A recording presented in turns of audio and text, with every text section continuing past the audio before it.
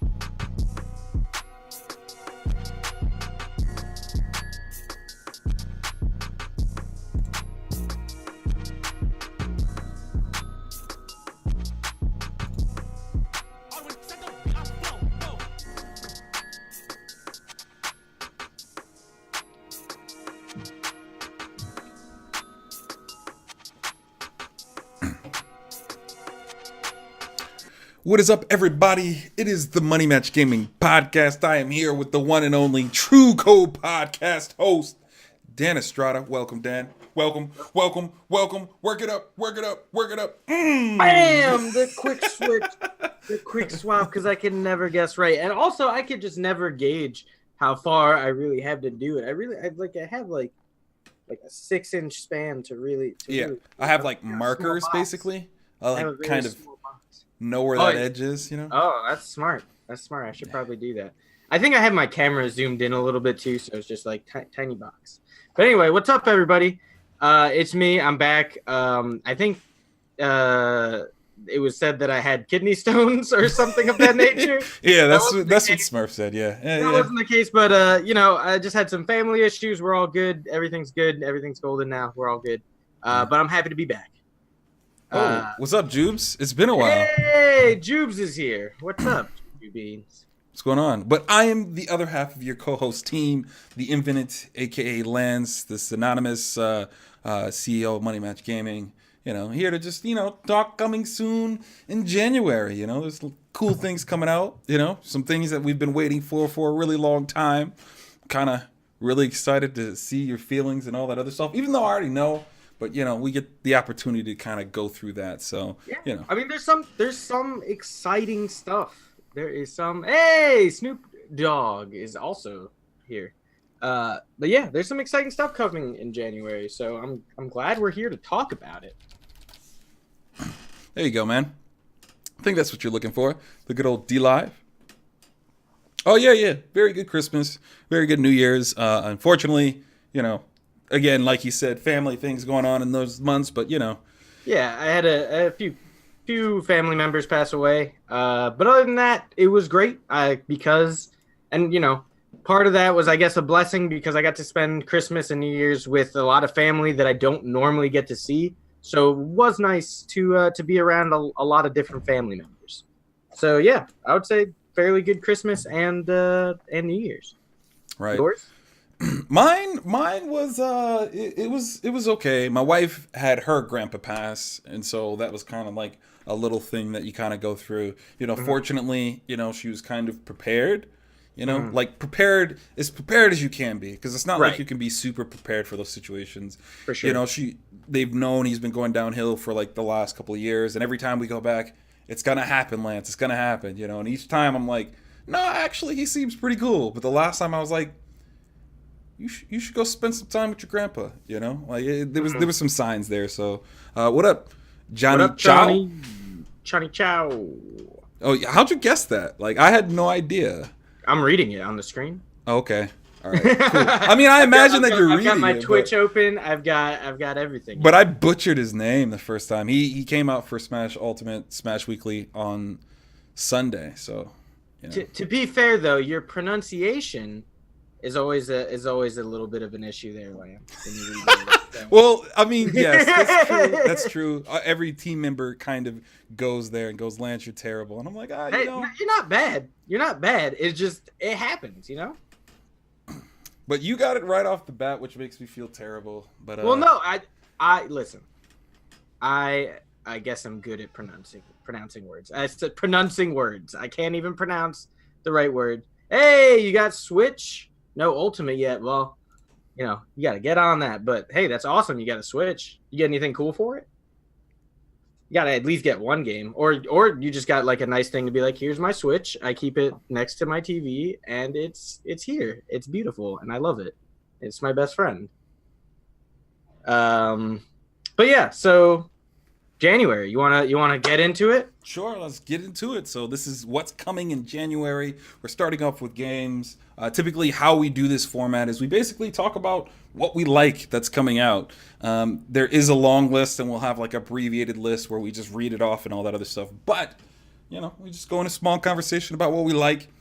Please be sure to let us know what games you're looking forward to. Maybe we can have a little back and forth, you know, with the chat and everybody. So, you know. Yeah, there's a few good games in my opinion coming out this month. So we'll start January 11th. New Super Mario Brothers U Deluxe comes out for the Switch, and Tales of Vesperia Definitive Edition comes out for everything. January 15th, we have Onimusha Warlords comes out for everything, and The Walking Dead Final Season Episode 3 comes out. On January 18th, YIIK, a postmodern RPG for the PS4, Switch, and PC gets released, as well as Ace Combat 7 Skies Unknown for the PS4 and Xbox One, and Travis Strikes Again No More Heroes for the Switch. On January 25th, we have Resident Evil 2 Remake for the PS4, Xbox One, and the PC, and Tropico 6 for the PS4, Xbox One, and PC. And on January 29th, as Chani Chow already said, the piece de resistance, Kingdom Hearts 3, baby, after a long wait. Yeah, I was going to ask if you remember. I have to block that stuff out. Like, once I like a game and they're like, oh, yeah, you know, and they're like, yeah, we're going to release a new one, and it just goes on forever and forever, my brain just turns it off. Luckily, there was a good bit of, like, side games, but even the last one that came out for real was Dream Drop Distance. I mean, I guess there's the phone game.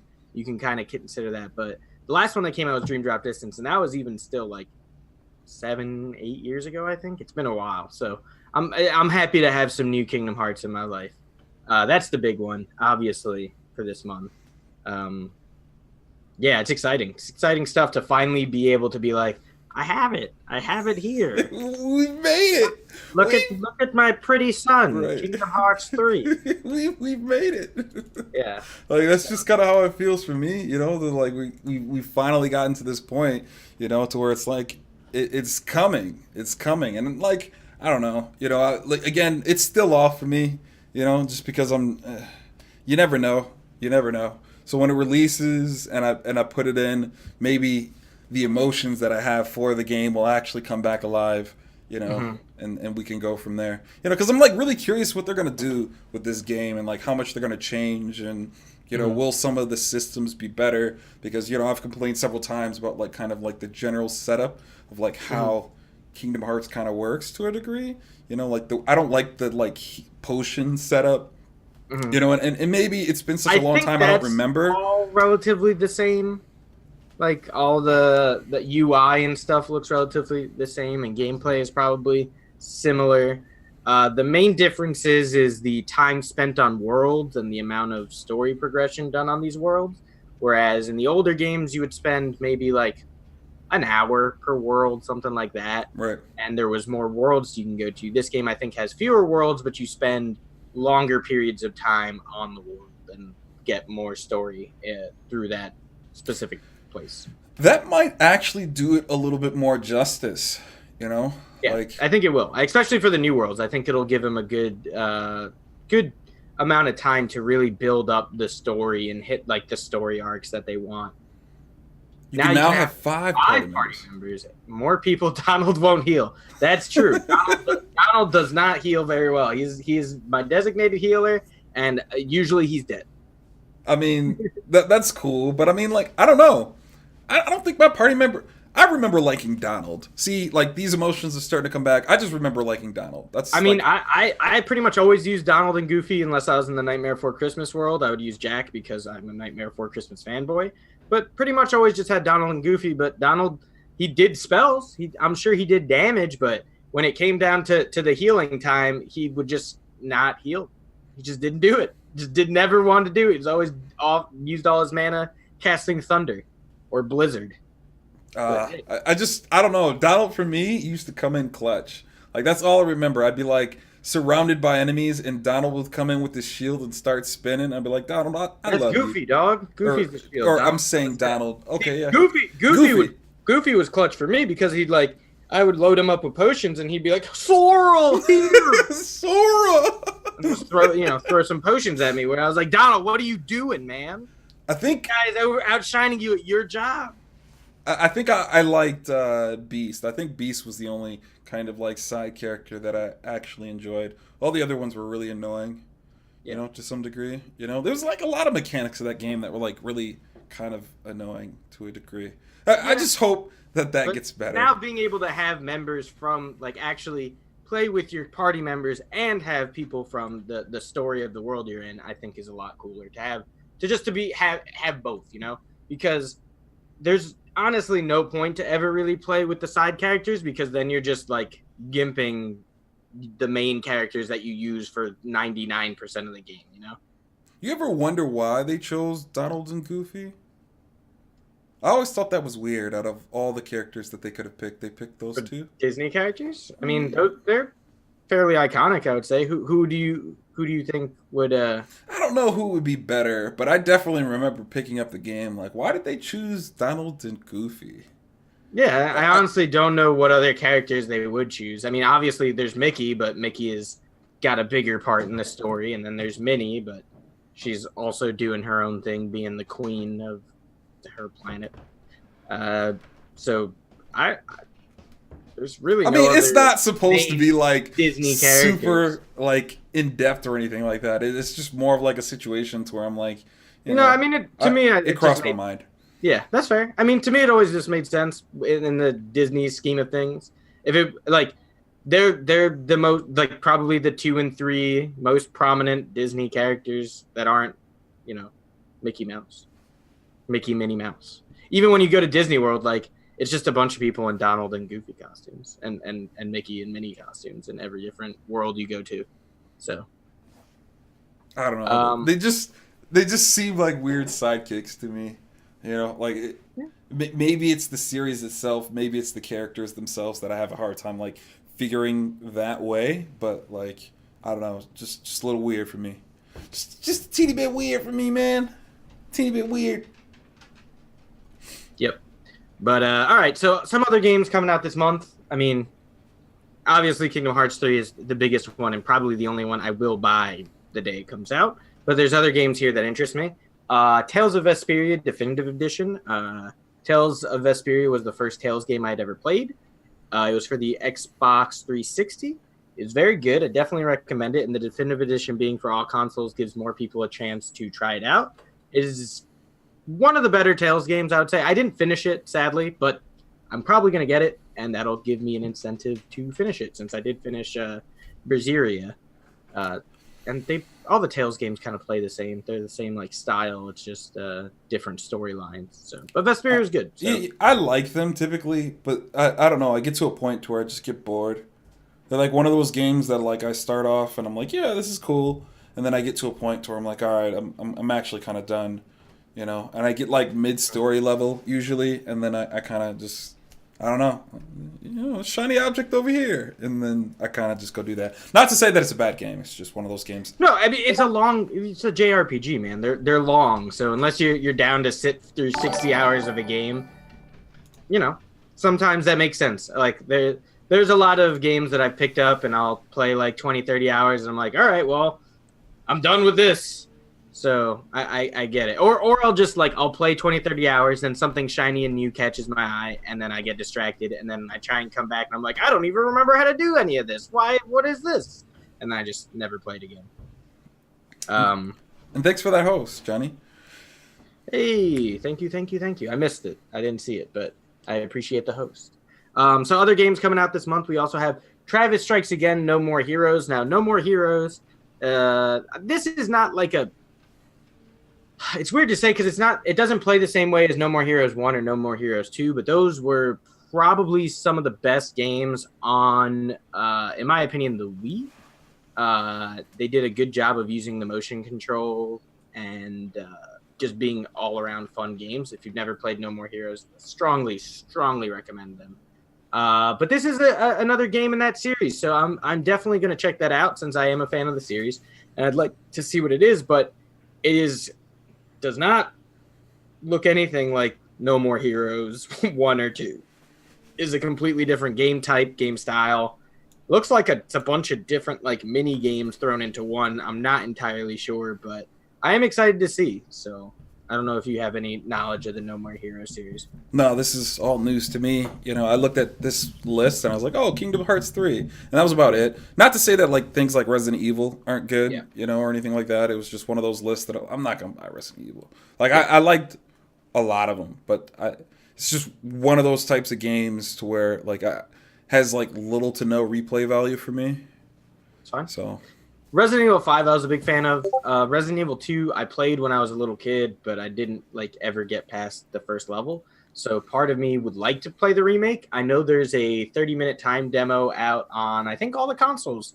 All the consoles it's coming to, so PS4 and Xbox One currently. So I'm thinking about checking out that demo, playing the first 30 minutes of the game, and judging by there if I want to get the rest of it. But yeah, Resident Evil 2 is another exciting one from this month. It looks really good. It's definitely like a really pretty adaptation of the first one, or like of the original that they're remaking.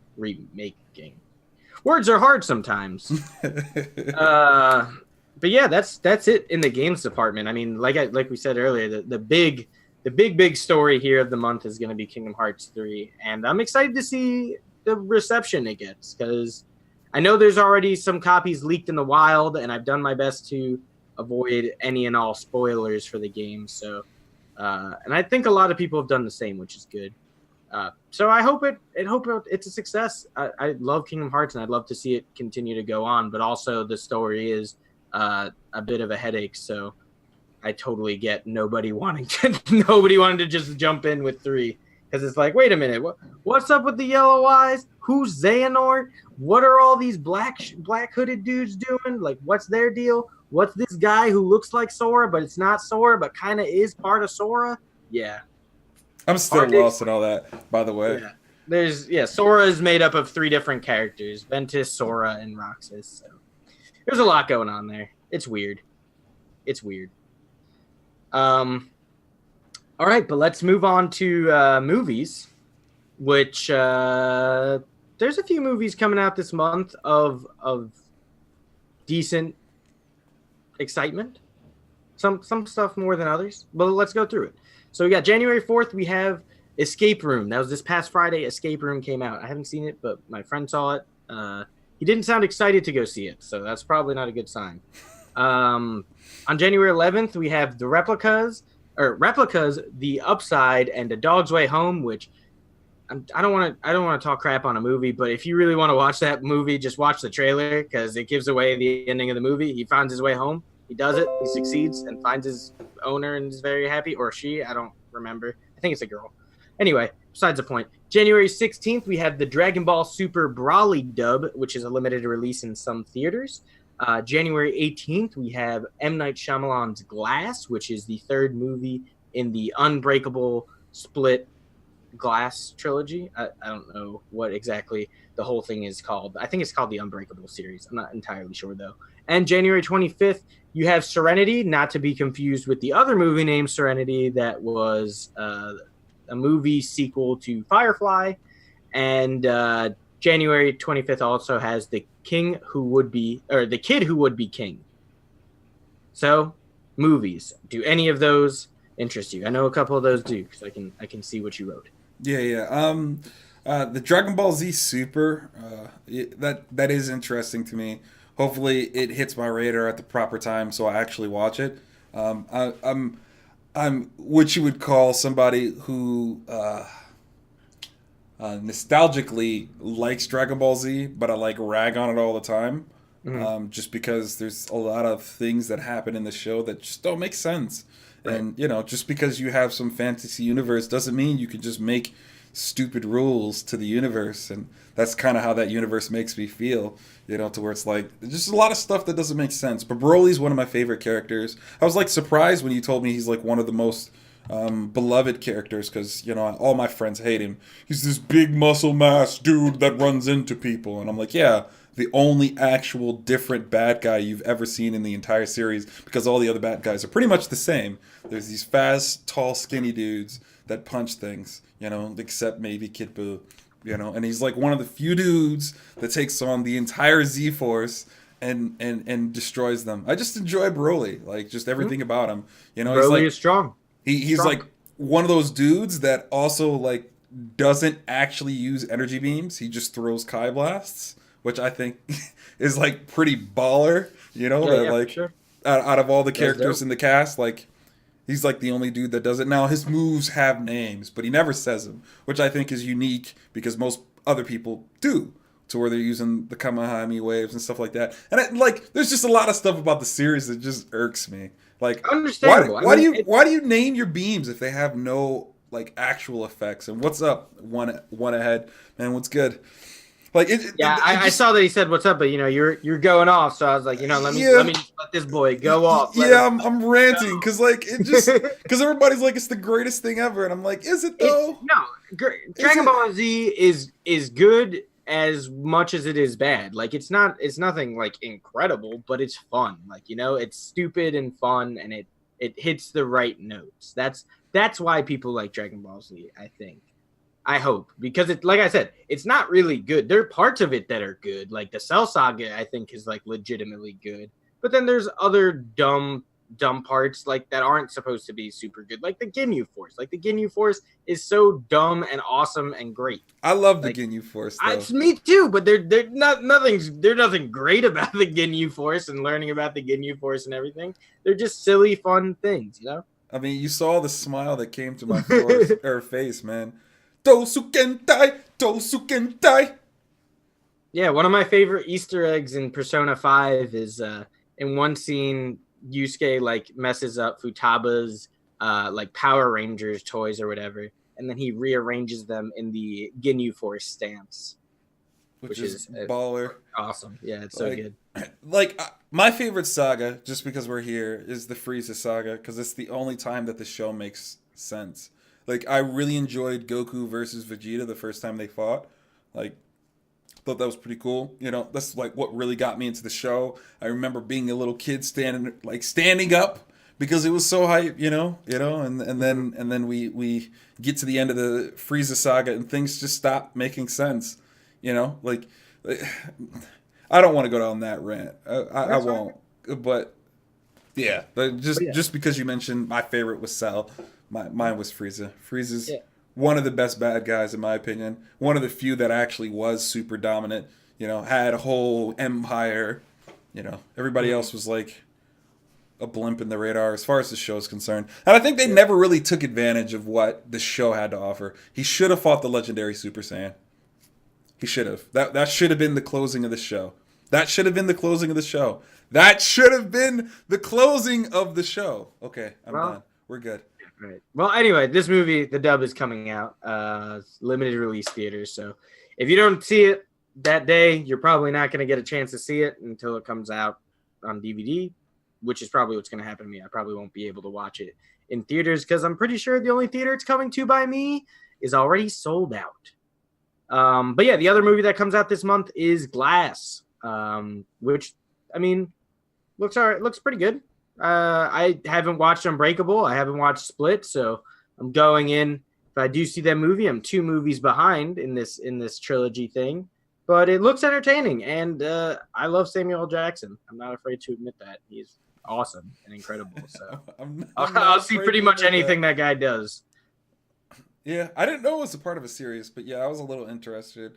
It just seems weird. And I guess now that they have all these other different movies in the series, it would make sense why like this trailer doesn't quite make sense. Hmm. But all right, cool. Did you not realize it was a trilogy? Oh no, absolutely not. Oh yeah. Yep. Well, because it wasn't like so. Unbreakable was a movie that came out late '90s, early 2000s, Okay. starring Bruce Willis as this guy who just couldn't die. Die. This is the best Yeah, guess. Yeah, I didn't see it, so I'm not entirely sure. But I have a lot of friends who are big fans of it. And then Split came out a couple years ago. I remember And that. movie ended with him, like the James McAvoy's character meeting or seeing Bruce Willis's character from Unbreakable. So that linked those two movies.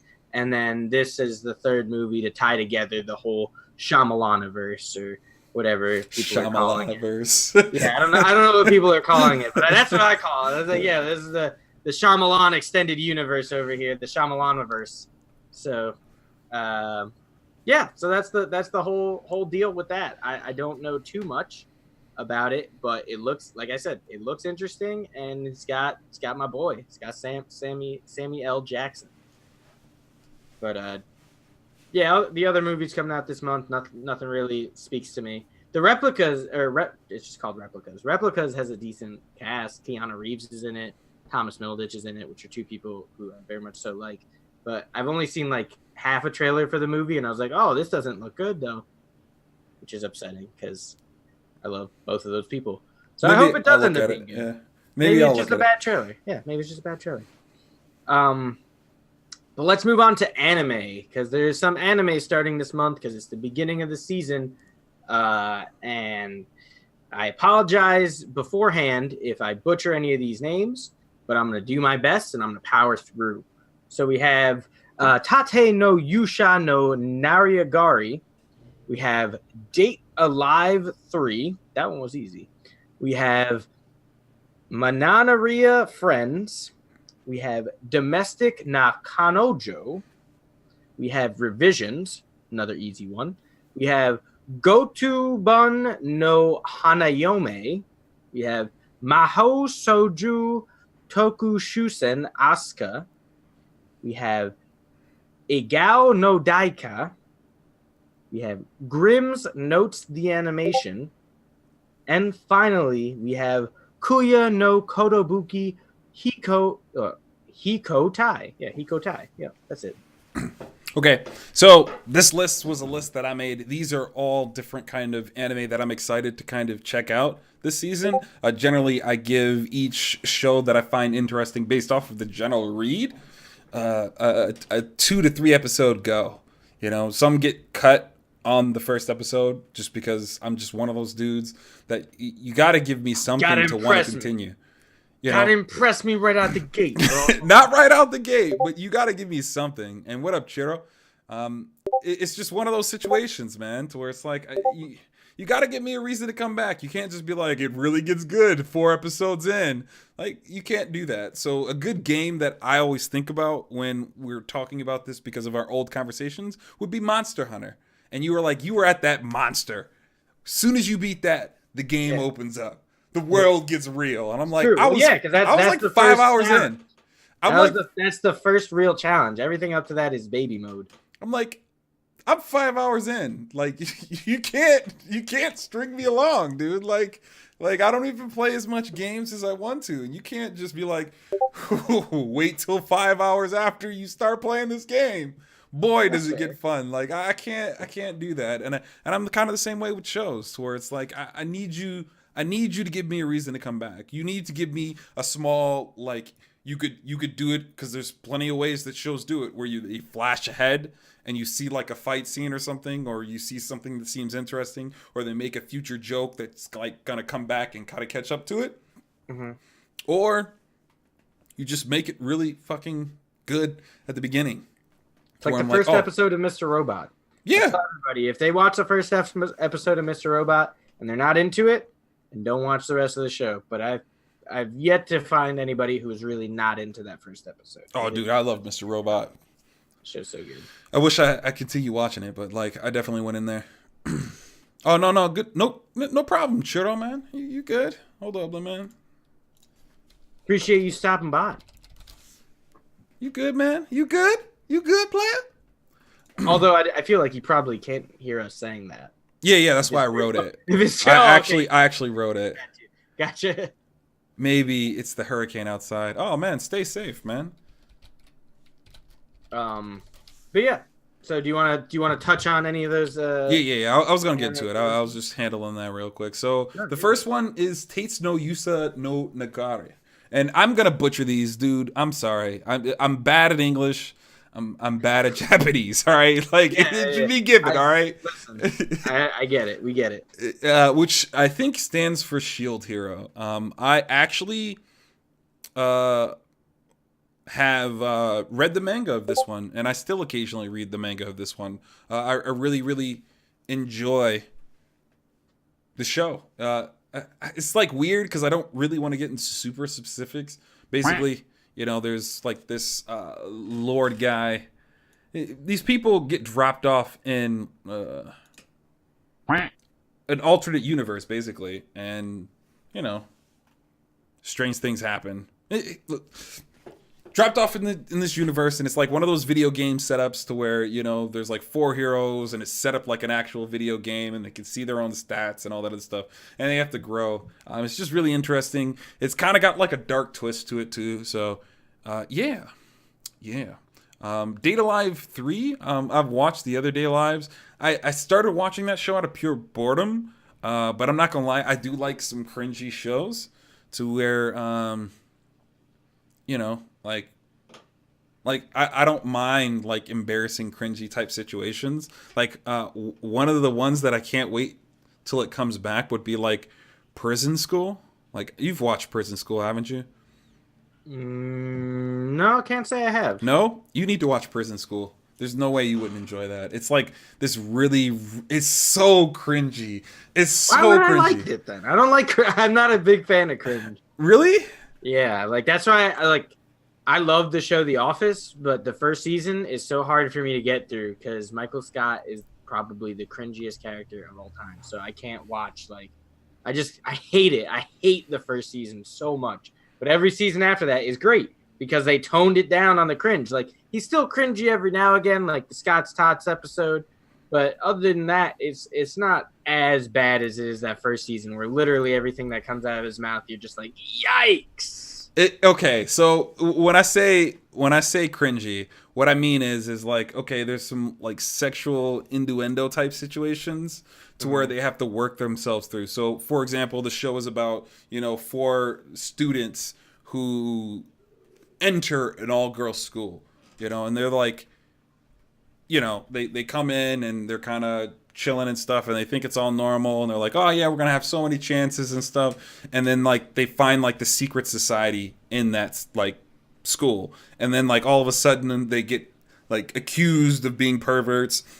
So then they have to do like prison school, basically, to where they have to like build stuff for the like school and stuff like that, and just they're in prison basically, like real on prison. And then like a lot of the dudes have all these crazy situations with these girls because obviously they're pretty, but then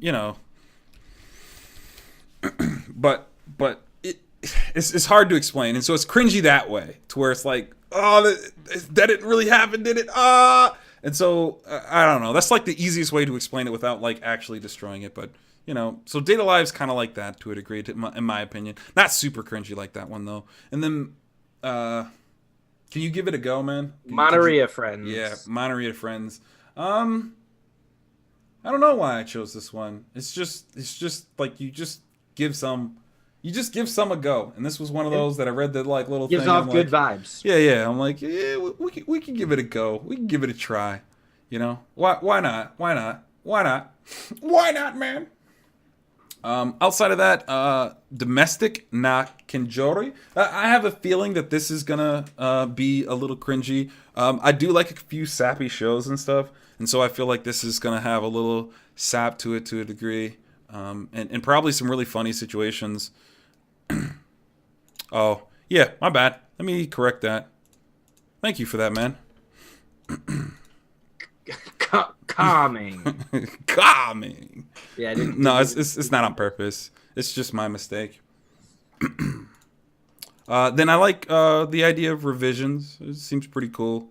And that's like really all of them that I kind of want to talk about and stuff like that. They just seem interesting. But definitely the Shield Hero, the first one, Tate no Yusha no Nagari. Definitely really interesting. Already saw the first episode. It should be interesting. I definitely like the manga, so give it a go. Give it a go. Is that there's a few more you got on this list? Oh yeah. But I was gonna let it go. I feel like I'm rambling a little bit. Okay. So. All right. Well, if any of those animes that we mentioned earlier interest you, check them out and let us know what you think. Because, hey, there's nothing wrong with having more things to watch. But let's end with TV for January. And because it is the beginning of the season here, too, we got a lot of shows coming out. A lot of shows coming out this season. So let's start right away. January 7th, which was yesterday, The Bachelor started on ABC. Oh, boy. January 9th, You're the Worst starts on FXX.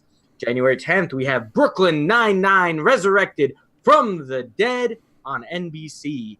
On January 11th, we have Friends from College starting back up on Netflix. January 13th, we have the third season of HBO's hit True Detective.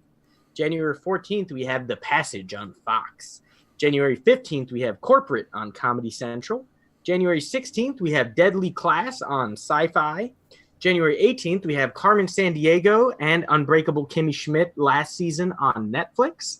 On January 20th, we have Black Monday on Showtime, Smilf on Showtime, and then Crashing and High Maintenance on HBO.